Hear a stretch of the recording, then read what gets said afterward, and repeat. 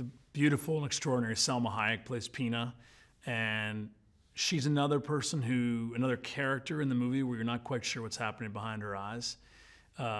She's a bit of a grifter, if you wanted to look deeply into it.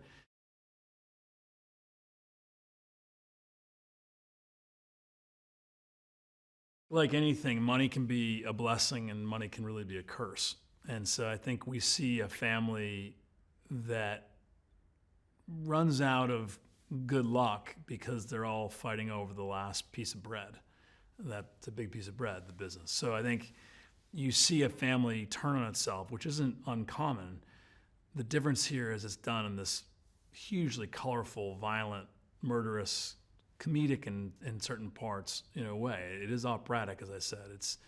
It's Shakespearean. It's a huge downfall of a major brand that was started, by their great-great-grandfather. So I think, the family could still preserve and still hold this business, but they don't. No member of the family is still at the company. And so I think you see what happens when family members are pitted against each other to try to squabble or fight over an asset.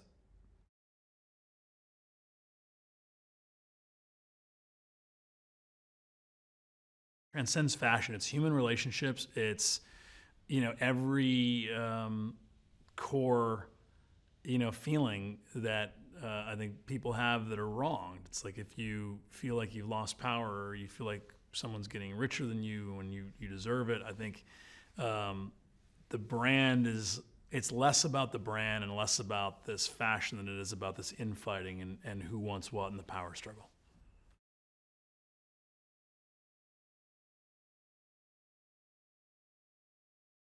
It's almost unfathomable to me to think of a filmmaker who can make Alien, Blade Runner, Thelma and Louise, Gladiator, The Martian, All the Money in the World, Gucci. To see that kind of trajectory for a filmmaker, there's not another filmmaker like it. And I know I work with Ridley very closely as his producer, but it is extraordinary to me to think of a filmmaker who can jump in and out of genres so effortlessly and have success in each and every one of them. I don't think there's another filmmaker like it in history. So I think for Ridley to see him jump into this movie was a joy, and whenever he moves toward a project, you see this whole swath of people follow, because it's Ridley Scott. There's no one better. He's a genius, and I don't use that term lightly. He really is a genius. He really hand draws every single frame of the movie. And there are archives and archives of this for years of his filmmaking. So you see when we get to the set, every frame of the film is hand-drawn and colored by him. He does it for months before he preps. He films the movie in his head, as he says. And so when we get to that set, those drawings are handed out to every member of the crew. So everyone knows exactly what we're doing on the day. And that's a cheat sheet that no other filmmaker uses. No one has that to the extent and the creative extent that Ridley does it. The detail that he does it's mind-blowing.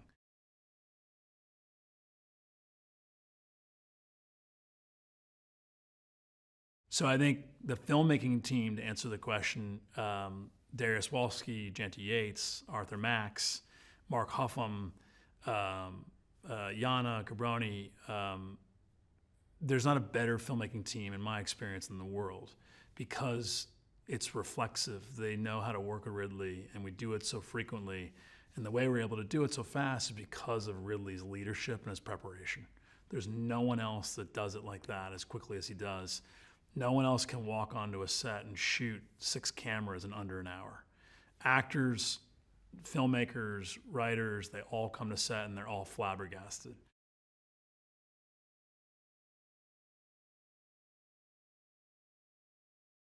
Darius is the best DP I've ever worked with. I think he complements Ridley so well because of his manner, his work ethic, but also his incredibly low-key and affable manner. And I think we had an embarrassment of riches with locations in this movie where we were shooting in the Alps in Milan, like Como and Rome, and everywhere you pointed the camera, it looked really lush. But, with Arthur Max designing and then Janty's costumes, Darius's photography took even a whole nother level of richness. And so I think he set a beautiful stage. I mean, I'll always think of Lake Como when I think of the cinematography of the movie. We had this incredible drone shot approaching the birthday party for Aldo, and then a beautiful shot right down this very long table with a backdrop of Como in the background. And just the way Derek filmed it, it just was iconic. It just looked extraordinary. I mean, there are still shots that people were snapping off the monitors that just looked like pieces of art.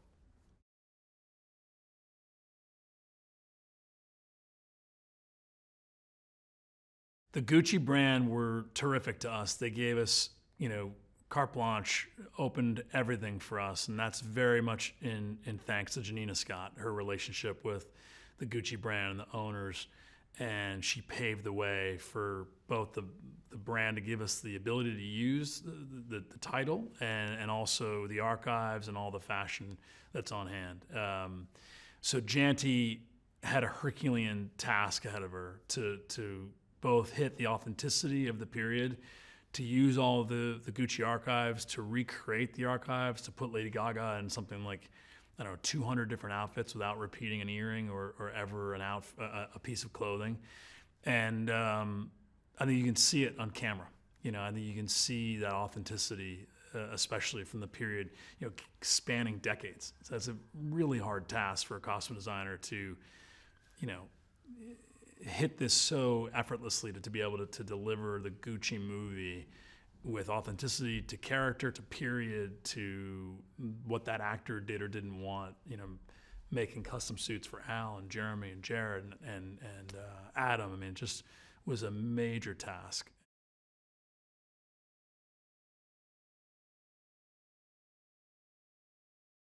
Arthur, who we're working with again now, this is my fourth movie with Arthur, Napoleon, we're prepping. He's like an encyclopedia.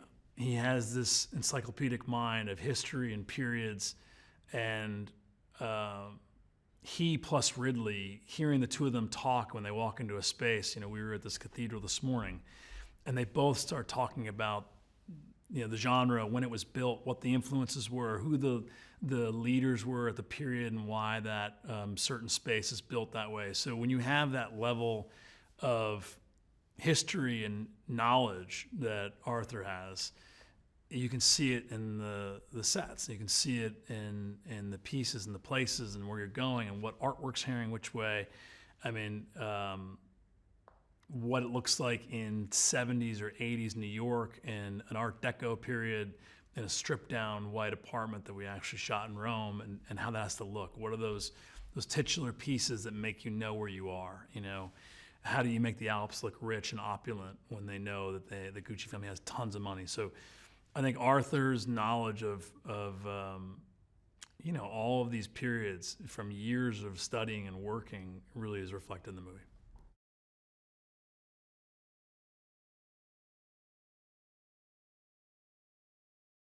Really will never, we wonder everyone's going to say what his age is, but he's older than I am, and he just won't stop in a great way. He has this curiosity and this insatiability.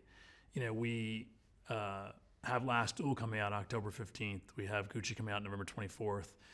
We're prepping to start shooting Napoleon in January. So we just got back from Malta, and we're scouting London right now. The creative genius that I mentioned about Ridley earlier, how he prepares for a movie, how he hand draws a movie, how great he is with actors, how he works so well to welcome people into the creative world he builds, that's matched by this business acumen and tenacity that's relentless.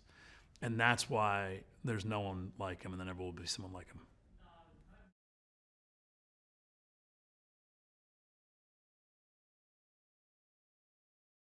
Anybody who loves movies should go see this movie on the big screen. It's just not the same.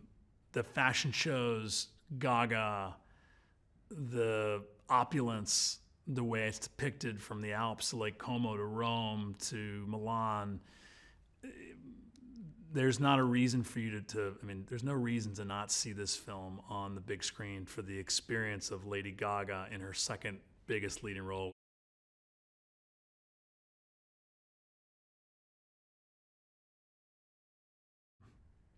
Hopefully they'll take away just a sense of enjoyment of great movie making, and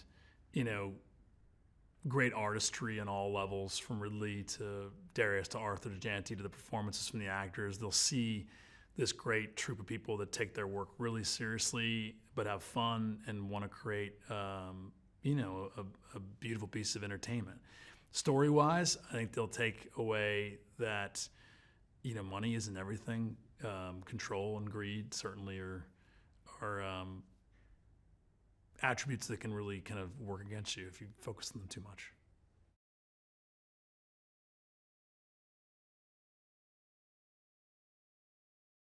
Gucci has kind of transcended fashion now. Gucci is a brand. It's just kind of in the blood of people in a way. You see Gucci and how important it is, on the streets of Los Angeles and the streets of Milan or the streets of Rome or New York. You see it from high fashion models and elite to rappers to people in the music business. It transcends every demographic now, and that's why I think this movie can reach so many people, because it's a human story. So I think Gucci is not just a fashion brand. It's almost this iconic, this kind of image of opulence and wealth and success to many people,